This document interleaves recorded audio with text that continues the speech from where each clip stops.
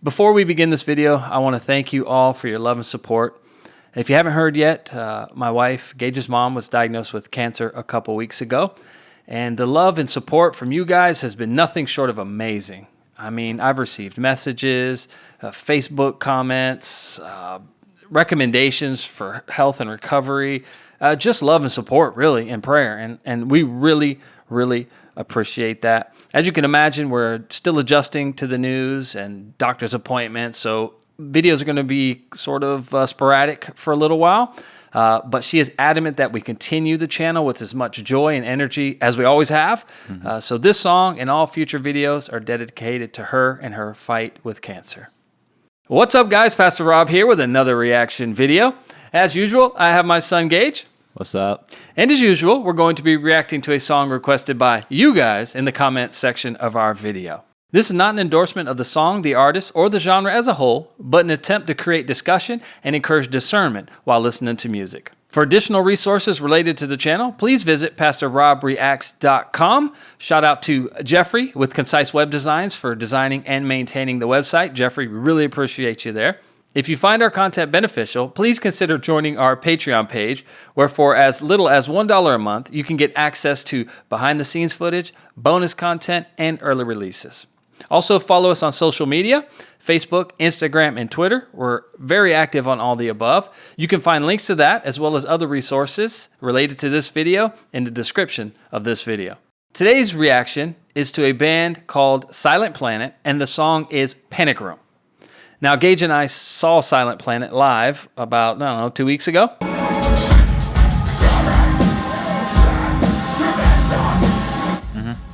It was interesting. What did you think of the band? It was pretty cool. Pretty cool. It was really interesting to me. Yeah, it was weird that he came out in his pajamas. I don't know. It looked that way, didn't it? He definitely, I think he was sick or something. Maybe. I think he mentioned that. I can't remember. I was actually shocked. I was not expecting what I heard. Does that make sense? I don't know. I guess because I was going to see August Burns Red, I was expecting sort of along that line. Yeah, true. And I'd never heard Silent Planet up to that point, so it was a complete mind blower for me. Were you in the mosh pit during that? Yeah, I was kind of inching my way towards there. I didn't actually get in it until after Silent Planet quit playing. Well, the mosh pit, they did a really good job. A lot of times the opening band really struggles in the sense they opened. Yeah. There was one part where one guy like crowd surfed out of the pit and like shook the singer's hand and stuff. That's right, while he was singing. Yeah, that was really cool. Yeah, he had really good crowd participation. So yeah, that was interesting. I really appreciated that about him. There was something very passionate about his delivery too. I don't know. It seemed like what he was saying or singing was coming from just somewhere deep within him, and it was really taking a lot out of him to sing, it looked like. Yeah. Now, again, I don't know if that's because he was sick or if that's just how he always performs, but it was very moving, to be honest with you. But I couldn't understand a word he was saying because it was so loud in there. So I'm really excited to get into this video. I feel like they did this song because I remember him mentioning something about PTSD. Yeah, he did. They did play this song. But I couldn't tell you one word they said. So I'm really excited to hear this. I remember he said syncopation. Yes, syncopate. Yes, I heard syncopate and tap, tap, tap or something like that. So... ready to get into it? Yeah, let's go. Let's do it. Let's get it.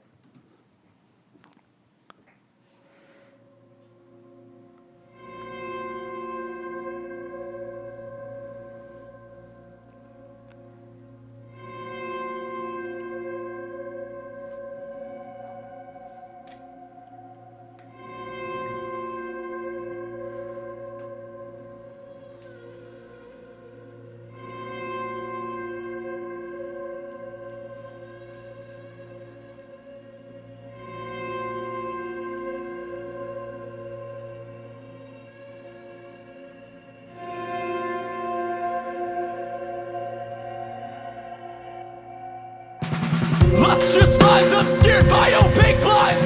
Frozen metacarpals tap, tap, tap. The window glass syncopated staccatos with a broken clock synchronized with my post-traumatic ticks, ticks. Talking to the space in the room. Matter goes back indiscernibly to my disconnected self. It's self-consuming. What's ensuing is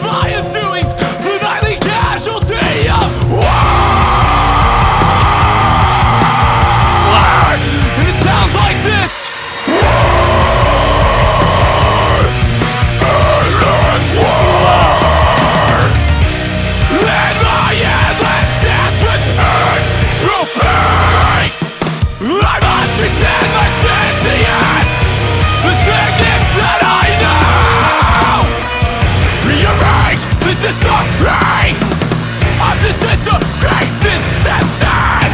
Puzzle pieces, spectral splinters of a soldier's warning tattered soul.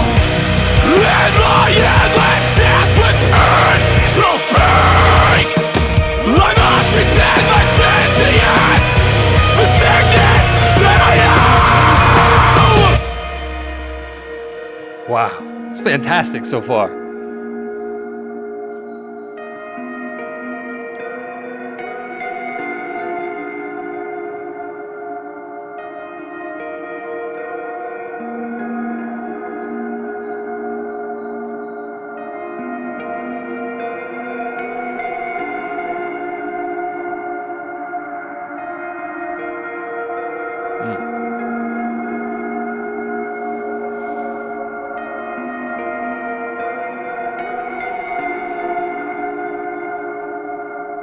Machines of air looking down on us. The beast of dust as we grapple heel and hand. Blood and sand, blood red oil. The chaff of the harvest converted to currencies of wealthy means. Stepping stones cut from our perforated bounds.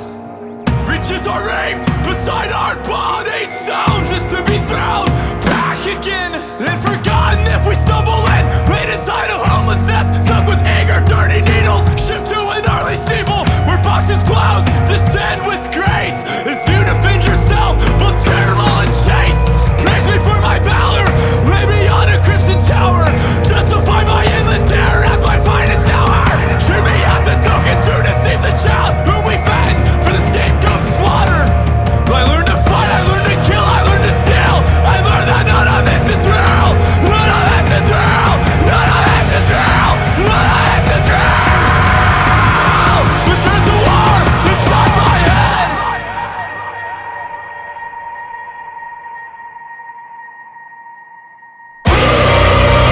Lingered by my breathing.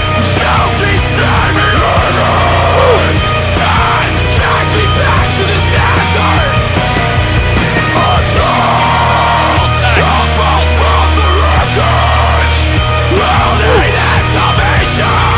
Touching and down cessation. I took the life that takes mine. Every quiet moment we collapse. Have you forsaken us? All the darkness comes alive. Take my hand, drag me to the void.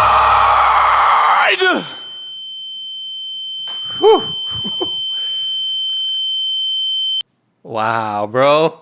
My heart's pounding. Wow. That was pretty good. That was fantastic. Wow.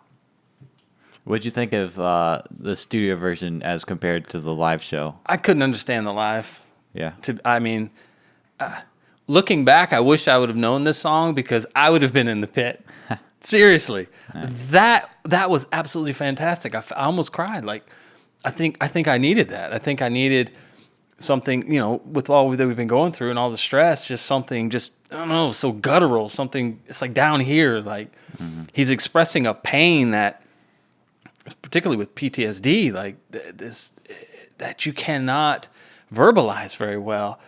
You can talk about the symptoms, but to actually present the feeling is deep. And I feel like that song nailed it. Yeah. True. What'd you think of the song? I thought it was cool. I think it was better than the live performance. Mm-hmm. I feel like the singer really kind of shone a lot, a Yeah, he put his best foot forward. Yeah, I feel like his growls were a lot more powerful too. Yeah, and that could have to do with the audio at the concert, maybe. True. Yeah, the mix was like, it was so decent. It wasn't like absolutely solid or anything. Mm-hmm. I loved how he was able to go between that sort of, I don't know, spoken wordy, rappy thing. Yeah. Which at first, when I heard that at the concert, I went, "What is this? That's weird." It just didn't fit. and then he goes into those growls, and he kind of goes between the two sometimes, like right. And his lyricism is amazing.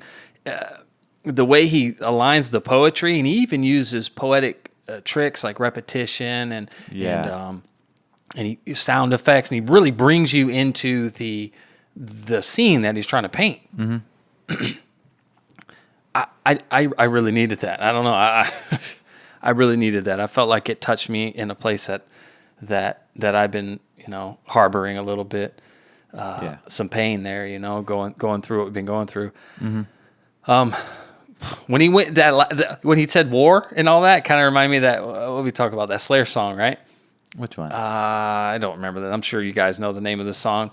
Gosh, I said it in one of the videos. I can't remember now. Oh, Dead Skin Mask? No, that's the song I remember. But there's another song. I think it's called War. Your childhood trauma song? Yeah. Well, anyway, similar to that, except for he went, the first time he said war, he did it in one growl, and then he said war again in this lower growl. And then he did it again at that last section when the guy pulled the trigger. That was cool. That was a good way to set off the breakdown. I almost jumped out my chair, bro. That was amazing. Yeah. Let's take a look at the lyrics. Kind of hard to understand it, especially when it was live. But so, lustrous lines obscured by opaque blinds, frozen metacarpals tap, tap, tap the window glass, syncopated staccatos with the broken clock, synchronized with my post-traumatic ticks talking to the space in the room that echoes back indiscernibly to my disconnected self, it's self-consuming. What's ensuing is my undoing, the nightly casualty of war. So he's painting a picture here. You can see these lines, these kind of bright, shining lines. These kind of bright, shining lines are, imagine some mini blinds at night. You got your mini blinds down. There's some illumination on the outside, and it's coming in. So you're like, if you've ever struggled with insomnia, you know all too well that even the little bit of light just is almost blinding. It's like daylight sometimes. You're just trying to go to sleep. Yeah. So he's painting the picture of this room where these lights are coming in between the blinds, the frozen metacarpals. That's the back, like the backbones of your hand here. I think it's sort of a metaphor for like the winter, because it says they're frozen. It's like the winter blowing on the glass, and there's some noise like tapping, and it calls them, syncopated staccatos. Staccato is like a repetitious noise, right? And usually short, like a tap or a knock. And it says it synchronizes with the ticks of the clock, which are synchronizing with his post-traumatic ticks. Absolutely crazy. He's painted this picture that the person's laying there struggling, can't sleep. The lights are bleeding in. He's hearing the ticking of the clock. All this stuff's synchronizing with the ticks in his mind. He's talking to the space in the room that echoes back. Now, that could be in his head. Like it's just, he's thinking and it's just echoey. Or if you've ever, again, when you're suffering with insomnia, everything seems louder.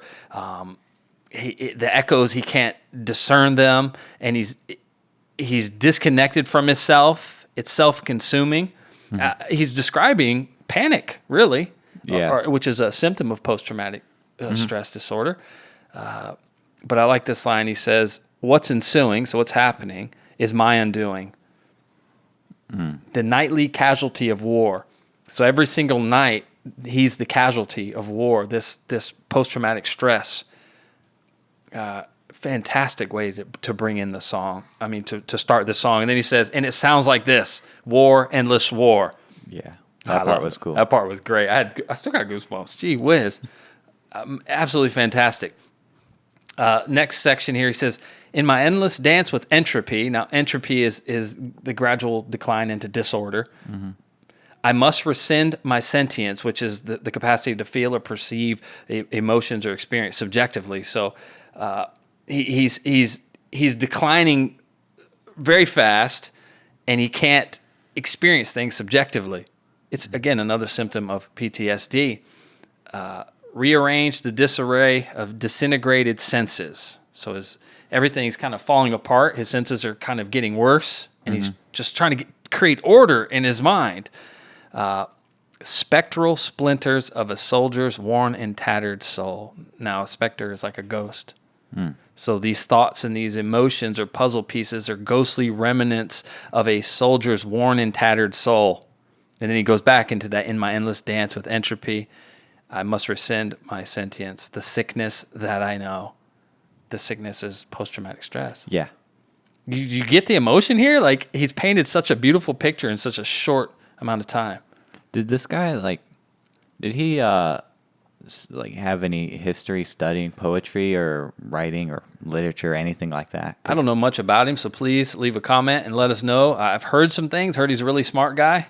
He seems really solid. Yeah, I don't know to what extent. As well as I know, this song is based off a true story from a friend of his that struggles with post-traumatic stress. Oh, yeah. There's some footnotes in their lyrics. Mm-hmm.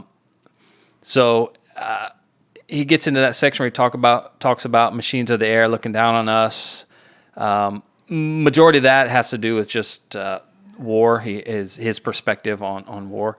I like this part of his perspective is good. Riches are reaped beside our bodies, sown just to be thrown back. So I imagine this as somebody that gets deployed into war, comes back. That's we're fighting for riches, fighting for oil, as he refers into the song. Blood Red Oil uses that phrase. Yeah. And then you get deployed again, and you just keep going back and reaping this harvest of finances because, depending upon your views of things, a lot of people see war as specifically for money, which I can't argue against that for the most part, especially when we're going into places. But that's another topic for another time. He really gets. So next thing that happens, either they get redeployed or laid in a homeless nest. Right? It says, so thrown back again and forgotten if we stumble in. So forgotten if we stumbled in. So forgotten if we're hurt out there. You know what I mean? When we return, we're hurt. Laid inside a homeless nest, stuck with eager, dirty needles, shipped to an early steeple where boxes close. Descend with grace as you defend yourself, both charitable and chaste. I mean, it's true. Either you get redeployed or you get sent back into the world. And if you're a wounded guy, okay, good luck to you. Because a huge majority, I can't remember the numbers now, a huge majority of homeless people are veterans. Yeah, that's pretty messed up. It's very messed up. We don't do a good job of taking care of our own, especially those who have fought and been wounded on our behalf, so we can have this freedom. Yeah, I wonder why that's not more of a priority. I don't know. That's a good reason to get into politics if you want to make some changes. And to all you vets out there who are struggling, who are actually, I've had some messages from homeless people, homeless veterans, and they tell me their story. I have had so many stories of people who are struggling with PTSD as a result of the video that we did. What was the name of the band? Me and Brian did. Five Finger Death Punch. So as a result of the Five Finger Death Punch video, received a ton of messages from people who are struggling with PTSD. I mean, tons of them. Yeah. That song kind of dealt with some similar subject matter regarding like war and stuff. Absolutely. That was a good song. What was the name of it? I can't remember. It was a good song though. That's a good song. I'll have a link to that above Gage's head here if you want to check that out. So this line here, praise me for my valor, lay me on a crimson tower, justify my endless terror as my finest hour. So you like stand me up on top of the, I don't know, maybe this could be wrong, but it sounds like crimson is like the color of blood, you know? It's like I'm on top, stacked upon these bodies basically, and you're praising me for that. Justify my endless terror as my finest hour. Now that could be his endless terror as in the things he did in war, or the PTSD that he's experiencing. So you're justifying my endless terror as my finest hour. Your greatest accomplishment is this thing that just continually gives him terror. Yeah. Wow. Fantastic. Treat me as a token to deceive the child whom we fatten for the scapegoat slaughter. I mean, you make this person, this wounded vet or any vet, and you put them on a poster, and they're the token to deceive, to trick the child whom they fatten to go to war. Yeah. Think about the I use the word propaganda loosely here, but think about the propaganda as it relates to the Army. Be all you can be in the Army. All the theme songs that they've put out over the years, and they always have the chiseled jaw, handsome guy, and it's come join us. Treat me as a token to deceive the child whom we fatten for the scapegoat slaughter. I like that metaphor. It's beautiful. Yeah. Absolutely beautiful. Really good. I learned to fight. I learned to kill. I learned to steal. I learned that none of this is real. None of this is real. None of this is real. None of this is real. I don't know if he was talking about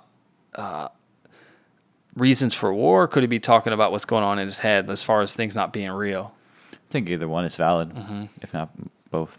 I think, mixed metaphor. Could be. But he's saying, it makes me, because the next line says, but there's a war inside my head. So he's saying, it could be saying that the reasons for war aren't valid, or this thing that's going on in my head isn't real, but there's a war going on inside my head.